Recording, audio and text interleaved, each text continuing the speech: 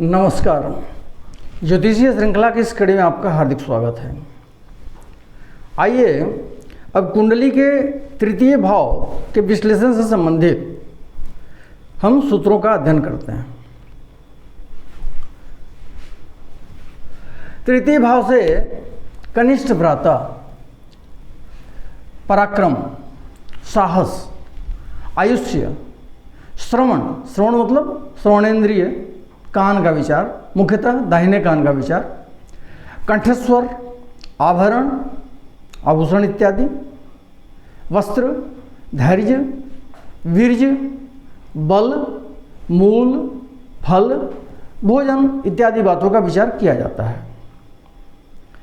अब आइए तृतीय भाव से भ्रातृ संबंधक बातों का विचार करते हैं और उनसे संबंधित सूत्रों का अध्ययन करते हैं। भ्रातृ स्थान तृतीय, सप्तम, नवम और एकादश भाव होता है। मुख्यतः तृतीय भाव कनिष्ठ भ्राता के लिए प्रयोग किया जाता है और एकादश भाव ज्येष्ठ भ्राता के लिए। तृतीय भाव से कनिष्ठ भ्राता की जानकारी प्राप्त होती है और एकादश भाव से ज्येष्ठ भ्राता की, और सप्तम और नवम भाव से भी भ्रातृ का विचार, भ्राताओं का विचार किया जाता है। इन चारों भावों के स्वामियों की अंतर्दशा में जातक को भाई का लाभ होता है। अर्थात यदि जातक की उम्र कम है, अर्थात भाई होने की संभावना है, तो भ्रातृ का जन्म समझना चाहिए भाई का, और यदि उम्र अधिक हो तो वैसी स्थिति में भाइयों का अभ्युदय समझना चाहिए।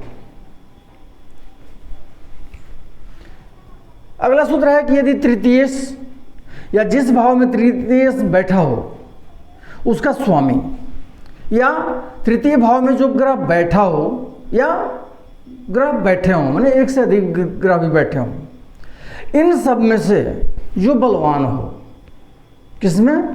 तृतीयेश, या तृतीयेश जिस भाव में बैठा हो उसका स्वामी, या तृतीय भाव में जो ग्रह बैठा हो या बैठे हों वे, इनमें से जो ग्रह बलवान हो उसकी दशा अंतर्दशा में सहोदर भाई की वृद्धि होती है।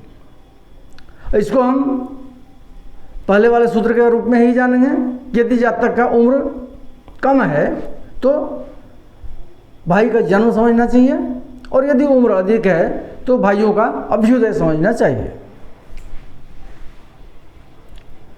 अगला सूत्र है कि यदि मंगल बलहीन होकर तृतीय भाव में बैठा हो तो जातक का भाई दीर्घायु होता है। यदि बल कारक ग्रह मंगल, बल का कारक ग्रह कौन होता है? मंगल, बली होकर लग्न में बैठा हो तो वैसा जातक प्रभावशाली होता है। इसका अर्थ यह है कि कारक बलवान होना चाहिए और अच्छे स्थान में बैठे तो जातक के लिए अच्छा होता है।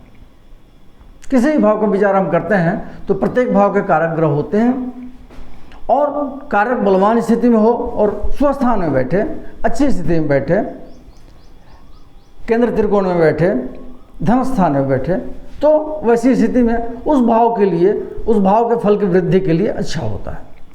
किंतु कारको भावनाशाय, ये सिद्धांत बहुत प्रचलित सिद्धांत है। इस सिद्धांत के आधार पर तृतीय भाव में यदि बल कारक ग्रह मंगल बैठता हो तो वह अच्छा नहीं होता है। जन्म काल में यदि किसी भाव का कारक ग्रह बलवान हो तो उस भाव के लिए अच्छा होता है। अतः गुणी और बलशाली कारक हो तो उस भाव की वृद्धि करता है, उस भाव से संबंधित फलों की वृद्धि करता है, शुभ फलों की वृद्धि करता है, जिसका वह कारक है।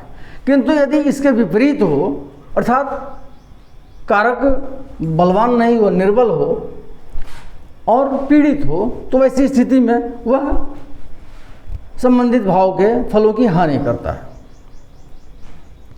अगले वीडियो में हम तृतीय भाव से भ्रातृ संबंधित बातों का विचार करने के लिए जो सूत्र प्रतिपादित किए गए हैं उनका अध्ययन करेंगे। नमस्कार।